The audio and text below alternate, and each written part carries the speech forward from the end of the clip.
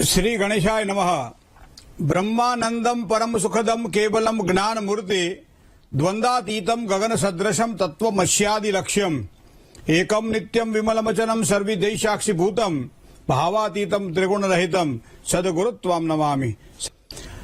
હવે આપના અંકનો અને આપનો પ્રભાવ અંકના આધારે કઈ રીતે જાણી શકાય, તો આજે આપણે વાત કરીએ જેની જન્મ તારીખ, અગર તમારી જન્મ તારીખ અથવા તમારા પરિવારમાં કોઈ પણ વ્યક્તિની જન્મ તારીખ માનો કે 2 છે અથવા 11 છે અથવા 20 છે અથવા 29 છે, તો આ 4 જેની જન્મ તારીખ છે અથવા તો જન્મ તારીખ, મહિનો અને એના જન્મના વર્ષનો કુલ સરવાળો કરીએ આપણે અને પછી જે આવે એમાં કદાચ જો 2 નો અંક આવતો હોય તો સમજી લો કે તમને આ કેવા પ્રકારના ફળ આપે છે।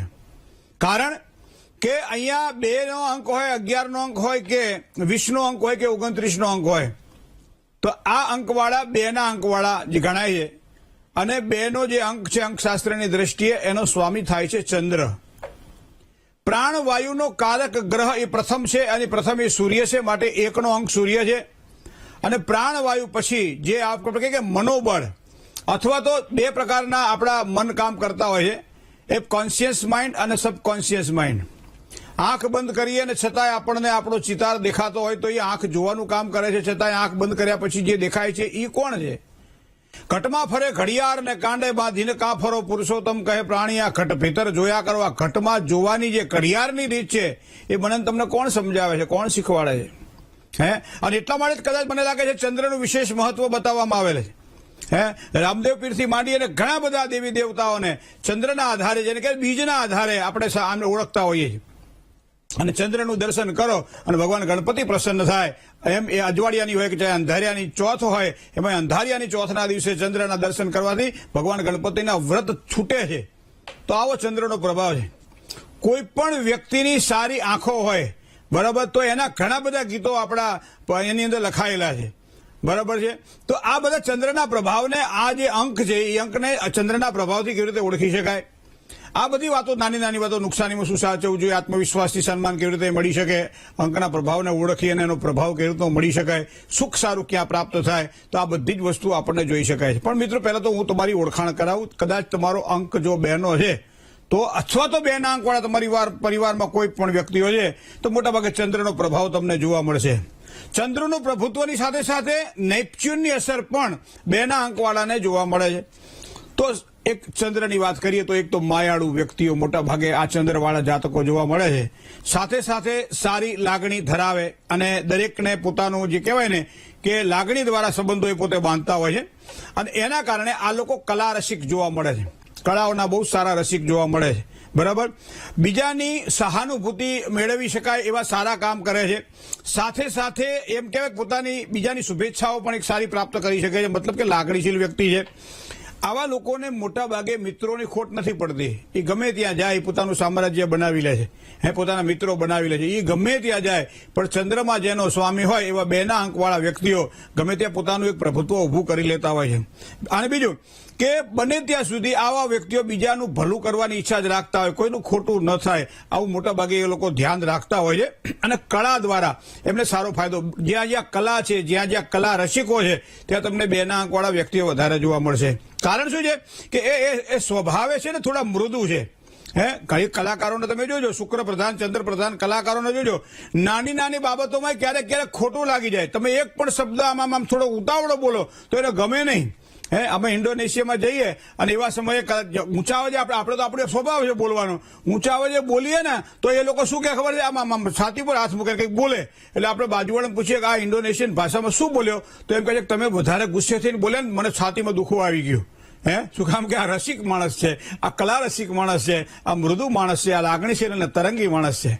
એટલા માટે હાથી એમ કે હાથી એટલે ધીમે ધીમે બોલો, મને વાગે છે। તો વિચાર કરો મિત્રો તમે કે આ કેવા હૃદયની સાથે એના સંબંધો તમને જોવા છે કે તમે ઉતાવળે બોલો તો પણ એના હૃદયને ઘા પહોંચે। હવે વધારે તો બોલીએ તો એક ડ્રાઈવરને કંઈક અમારા પેલા જે બેઠા હતા એ સાહેબ બોલ્યા હશે તો ડ્રાઈવર ચાલુ રસ્તામાંથી ઉતરી ગયો ગાડી મૂકીને, બોલો। એટલે મેં કીધું ડ્રાઈવર ક્યાં ગયો? કે કીધું નોકરી છોડી દીધી, હું કાલ પગાર લેવા આવી જઈશ, મને તમારા સાથે નહીં ફાવે। શું કામ? તમારો સ્વભાવ ગુસ્સાવાળો છે। ત્યારે મેં જોયું હતું કે એનો અંક છે ને 2 નો અંક હતો। તો 2 ના આંકવાળા મોટા ભાગે આ વસ્તુ દરેક વસ્તુ હા પણ મોટા ભાગે આપણને જોવા મળે છે. લહેરી હોય, ચંચળ પણ હોય 2 ના સ્વભાવવાળા, બરાબર. અને બીજું તમને કહું, એ પોતાના વિચારોમાં જ રાચનારા હોય, એને બીજાની સાથે એવું પડી ના હોય, એ પોતાના વિચારોમાં જ રાચનારા હોય. સાથે સાથે એનો જે નિર્ણય શક્તિ છે ને એટલી બધી દ્રઢ ન હોય અને એના કારણે વિચારો વારંવાર બદલાયા કરે અથવા તો એમને સિદ્ધિ પ્રાપ્ત કરવામાં વિલંબ શું કામ થાય? પોતે પોતાના નિર્ણયો સાચા છે ખોટા એ સમજવામાં જ એમનો ઘણો ટાઈમ લાગી જાય અને એના કારણે આ વસ્તુ આપણને બનતી જોવા મળે છે. ઘણી વખતે 2 ના આંકવાળાની એક ત્રુટિઓ પણ આપણને જોવા મળે છે કે ભાઈ હું કહું એ સાચું, મારું તમે માનો તો તમે સાચા, બરાબર. એ બીજા ઉપર ભરોસો કરે પણ પોતાની વાતને જતી ના કરે. એનો મતલબ એવો થાય કે પોતાની વાતને દ્રઢતાથી સમજાવવા માટે પ્રયત્ન કરે અને એ કદાચ તમે જો ના માનો તો એ તમારો શત્રુ બની તમારી નિંદા પણ કરી શકે. જાહેર સભામાં તમારી નિંદા કરી નાખે કે ના ભાઈ આ માણસ તો ખોટો છે, આને ખબર ના પડે, હું કહું એ જ સાચું છે. ક્યારેક ક્યારેક 2 ના આંકવાળા આવા આપણને જોવા મળે છે અને એના કારણે તમે જોજો કે અમુક નુકસાનીઓ જયારે ભોગવતા હોય, શેર હોય, સટ્ટો હોય, લોટરી હોય, જુગાર હોય, આવી બધી બાબતોમાં પડે નહીં. પણ આવા મોટા ભાગે ક્યાંક ને ક્યાંક જો પડે ને તો પણ એમ કહેવાય છે કે નુકસાનની શક્યતાઓ વધારે જોવા મળે છે અને એના કારણે આવા લોકો પાસે બહુ પૈસો ના બહુ ટકે નહીં પૈસો. એ પૈસો આવે એટલે તરત આપણે નથી કહેતા કે મારો પૈસો તો હાથમાં આવ્યો ઉડી જાય છે.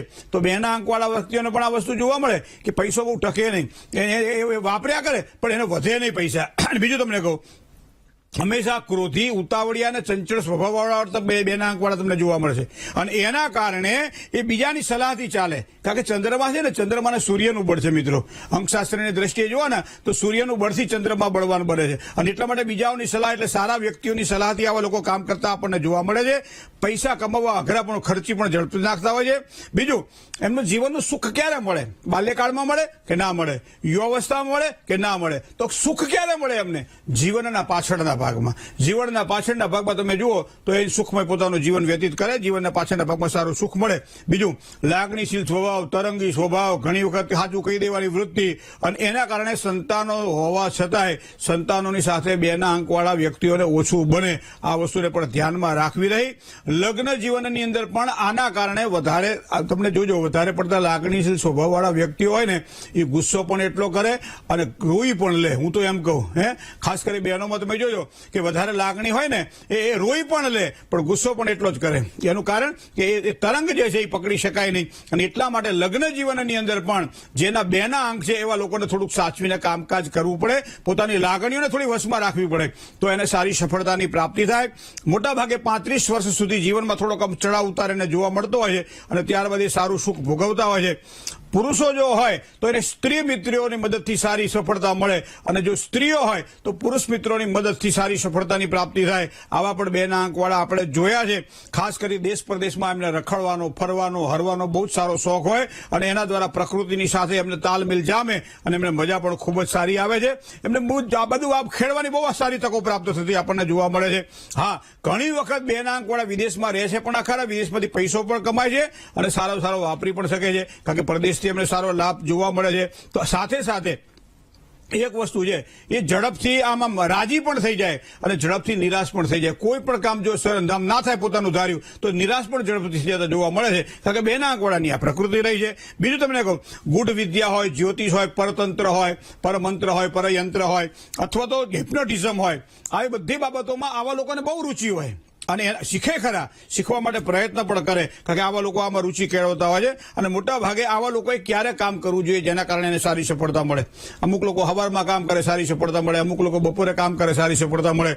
પણ 2 નો અંક જે છે ને એ સંધ્યા સમય અથવા સંધ્યા સમય પછી રાત્રિના સમયે ઘણા તમે કોમ્પ્યુટર ઉપર કામ કરવાવાળા વ્યક્તિઓને જોજો એ આખો દિવસ કામ કદાચ કરે ના કરે પણ રાત્રે શાંતિથી બધા જ જયારે જંપી જાય અને પછી પોતાના કામ કરતા જોવા મળે છે. શું કામ? કે 2 ના અંકવાળાને રાત્રિ દરમિયાન કરેલું કામ ખૂબ જ સારી સફળતા પ્રદાન કરે, મન પ્રસન્ન રહે, મન શાંત રહે. અને એટલા માટે અમે કાયમ કહીએ કે જે વિદ્યાર્થીઓ અભ્યાસ કરતા હોય અને જો 2 નો અંક હોય તો દિવસ દરમિયાન કદાચ વંચાય, ઓછું વંચાય તો ચાલશે પણ રાત્રિ દરમિયાન 12 વાગ્યા પછીનો સમય તમે નક્કી કરજો અને જ્યારે 10મા 12મા ધોરણની પરીક્ષા આપવાની હોય ત્યારે 12 વાગ્યા પછી વાંચવા માટે પ્રયત્ન કરજો. તમને ચોક્કસ યાદ રહી જશે કારણ કે તમારો એ સમયનો પ્રભાવ તમારી એક એનર્જીને જાગૃત કરે છે અને એના કારણે સારી સફળતા પણ પ્રદાન કરે છે.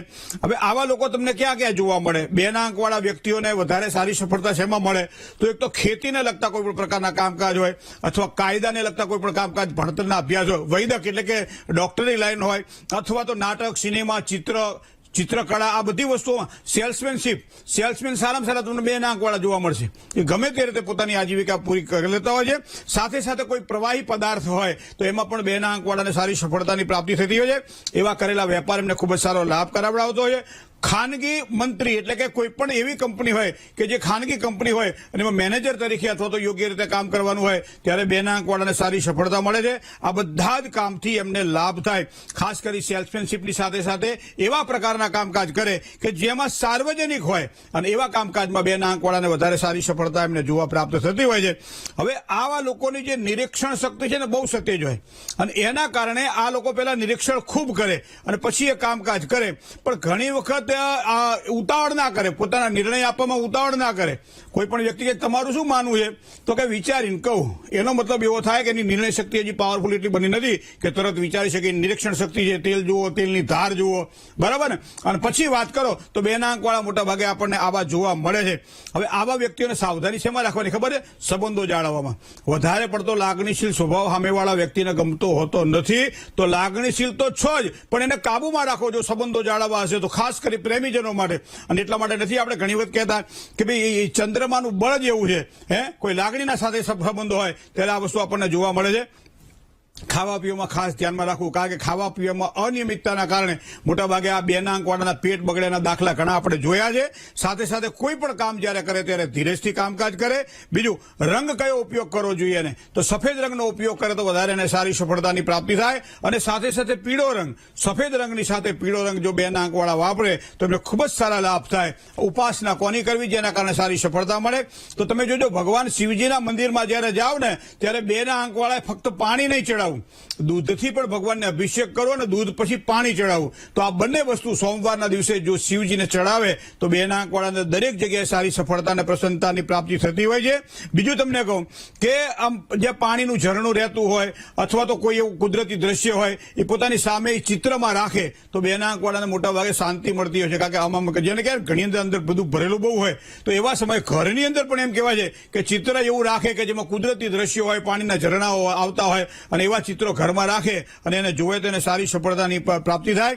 બરાબર, ઈશાન અને વાયવ્ય ખૂણામાં આવા ચિત્રો એ રાખે ને તો વધારે એને સારી સફળતાની પ્રાપ્તિ થાય. તો આ બધી વસ્તુઓ છે કે કલ્પનાશીલ સ્વભાવ, પ્રેમ, આનંદ, ઉર્મિ, ઉત્સાહ, ઉર્જા, ક્યારેક ક્યારેક કઈ નબળાઈ, આ બધી જ વસ્તુઓ 2 ના આંકવાળાને જોવી રહી અને એના આધારે જે આપણી નબળાઈ હોય એને ઢાંકવા માટે પ્રયત્ન કરો અને જે સારી વસ્તુઓ છે એને જાગૃત કરવી. આ છે અંકનું સાચું મહત્વ. જય ગણેશ.